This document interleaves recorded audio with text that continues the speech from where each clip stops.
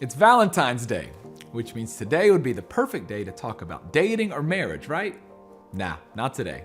Instead, I want to talk to all of my friends who are single. And even if you're not single, you should pay attention because you probably have a single friend. See, for me, this was always a day that reminded me of my singleness more than I would have liked. I was single for most of high school, all throughout college, and most of graduate school.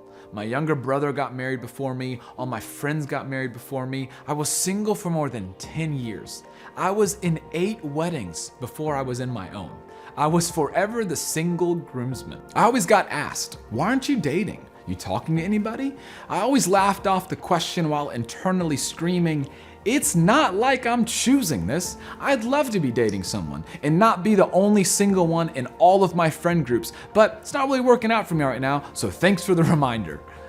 And to make it even worse, in church, we always talked about dating and marriage, but never about singleness. For me, singleness was always a season to escape, just like the Super Bowl halftime show. The sooner it's over, the better.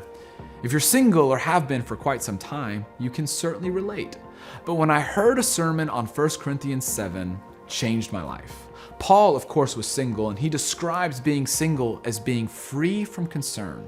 He makes the observation that when you're married, your interests are divided. And as he talks about singleness, he writes this, I'm saying this for your own good, not to restrict you, but that you may live in a right way in undivided devotion to the Lord.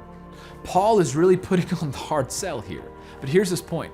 Relationships are great, but relationships are distracting, and not in a negative way. It's just the reality of relationships and marriage. Your concerns have to be on others, and as it should be if you're married or dating. What Paul shows us is that there are benefits to being single. You'll never have more time, energy, and freedom than when you're single. It's a freedom with a purpose. Singleness shouldn't be a season we try to escape, but rather a season we try and embrace. You have no one to worry about except yourself. And Paul says that's a gift.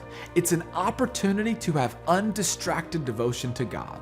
And it's an opportunity to get involved wholeheartedly in God's work in your church and even elsewhere around the world. You have maximum space to cultivate deep, meaningful, and lifelong friendships.